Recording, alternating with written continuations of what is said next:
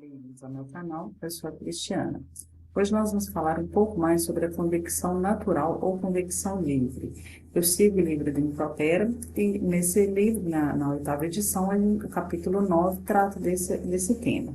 Então, nos vídeos anteriores dessa playlist, a gente viu a convecção natural sobre uma superfície vertical.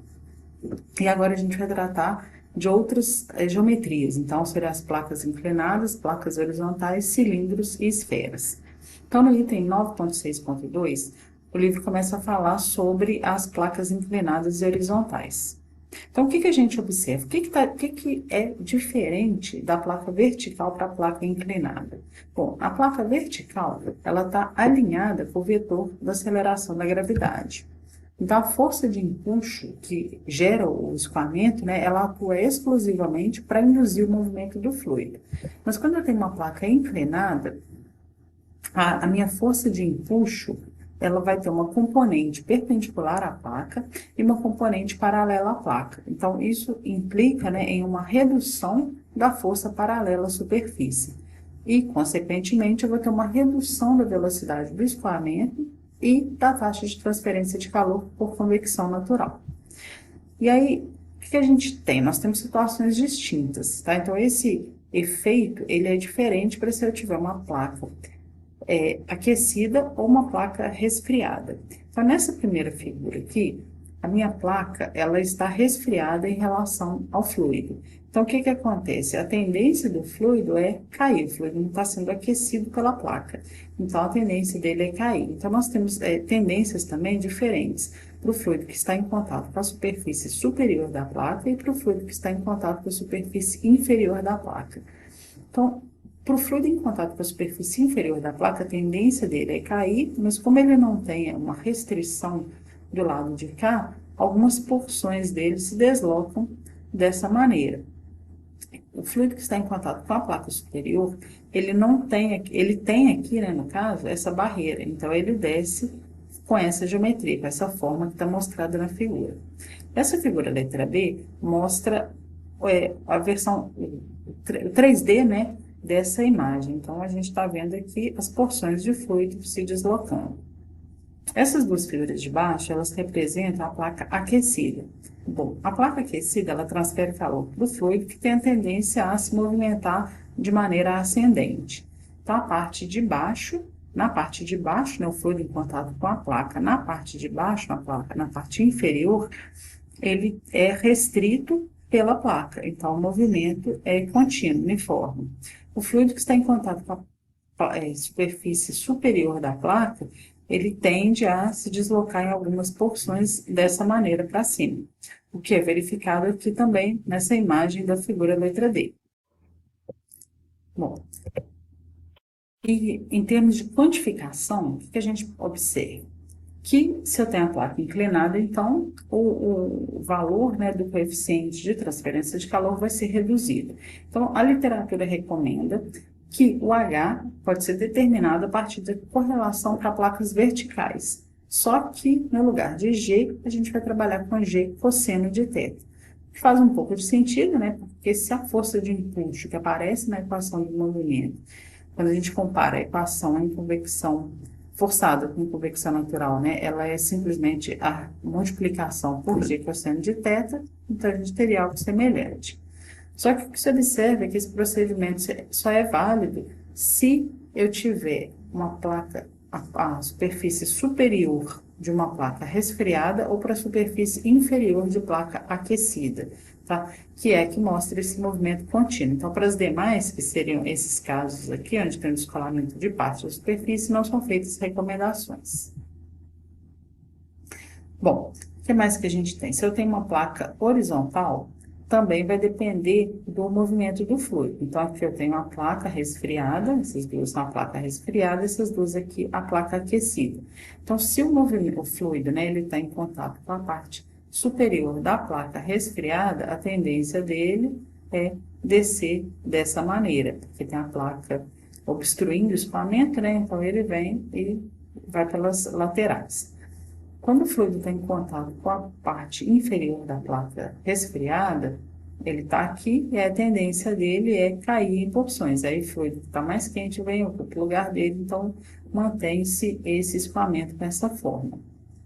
Se, no caso contrário, tem uma placa aquecida, então essa placa aquecida vai aquecer o fluido. Então, o fluido que está em contato com a parte superior, ele tende a se deslocar dessa maneira, formando esses vórtices, né? Esse movimento com esse comportamento. Se o fluido está em contato com a parte inferior da placa aquecida, a tendência dele é subir, só que como tem a placa obstruindo o movimento, ele vai aqui pelas laterais. Para quantificar isso, o que se observa é que existem correlações, né? As correlações existentes podem ser usadas para placas de diferentes formas. Então, para isso, a gente define um comprimento característico que deve ser usado no cálculo de Nusselt e de Rayleigh. Então, esse comprimento característico seria a razão entre a área superficial e o perímetro, tá? Então, a gente tem que tomar cuidado que, considerando-se apenas um lado da placa. Então, eu estou avaliando, né, a transferência de calor em um dos lados da placa. Então, a área superficial seria de apenas um lado. Então, se eu tivesse transferência de calor para os dois lados da placa, eu teria calculado duas vezes, ainda mais levando-se em consideração que o movimento na placa superior é diferente do movimento na placa inferior, ou em contato com a placa superior e inferior. Bom, então, nós temos correlações diferentes. Quando eu tenho a superfície superior de uma placa aquecida ou a superfície inferior de uma placa resfriada, eu posso usar essa correlação para o coeficiente global de transferência de calor. O que é importante é que quando a gente fala que a placa é aquecida, quer dizer que a temperatura dela é superior à temperatura do fluido. Quando a gente fala que a placa é resfriada, significa que a temperatura dela é inferior à temperatura do fluido.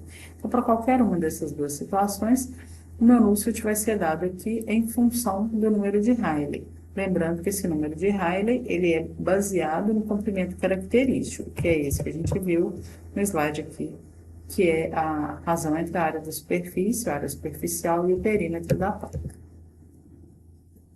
Então, essa correlação de cima, ela vale para Rayleigh entre 10 elevado a 4 e 10 elevado a 7, e para números de Prandtl superiores a 0,7, e essa de baixo para Rayleigh entre 10 elevado a 7 e 10 elevado a 9 para toda a faixa de Prandtl.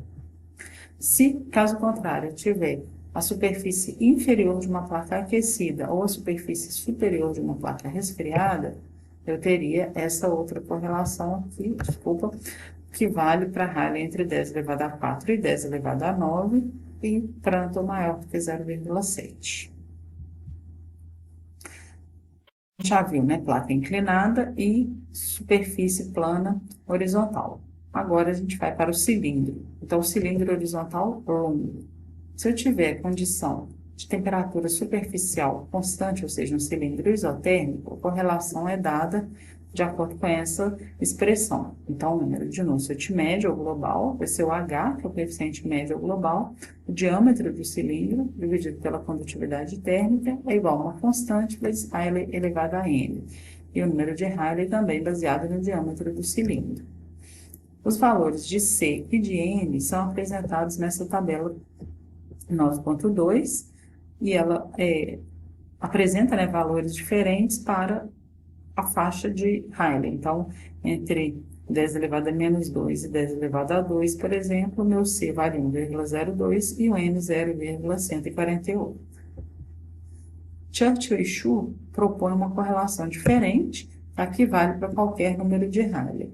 Então, ela vai ser HD sobre K, que vai ser 0,6, e aqui dentro tem muitos números, né, expoentes, mas é importante a gente observar que depende do Rayleigh e do Prandtl também. Qualquer Prandtl para Rayleigh menor do que 10 elevado a 2. Finalmente, se eu tiver uma esfera, escoamento então sobre uma esfera, o Churchill propõe essa correlação.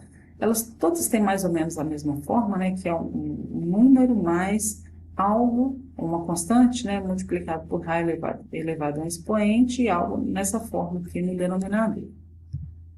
Então, essa expressão é válida para Prandtl maior do que 0,7 e para Rayleigh menor do que 10 elevado a 11.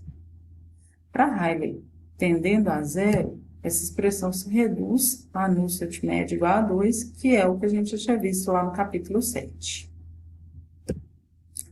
Finalmente, o livro apresenta aí uma tabela, tá, que mostra um resumo de tudo que foi visto. Então, se tiver placas verticais, qual que é a correlação recomendada e se há alguma restrição na utilização da equação. Se eu tiver placa inclinada, é a mesma equação, porém com a gravidade trocada por g cosseno de θ. Para a placa horizontal, a gente tem as correlações aqui, se a superfície quente, né, ou aquecida está para cima, ou a fria ou resfriada está para baixo, né, essas correlações. E se eu tiver superfície fria para cima ou quente para baixo, é essa daqui, cilindro horizontal e esfera. Então, resumo de tudo que a gente viu nesse vídeo mesmo. Bom, espero que tenham gostado. Se tiver alguma dúvida, estou à disposição para responder as perguntas. Obrigada.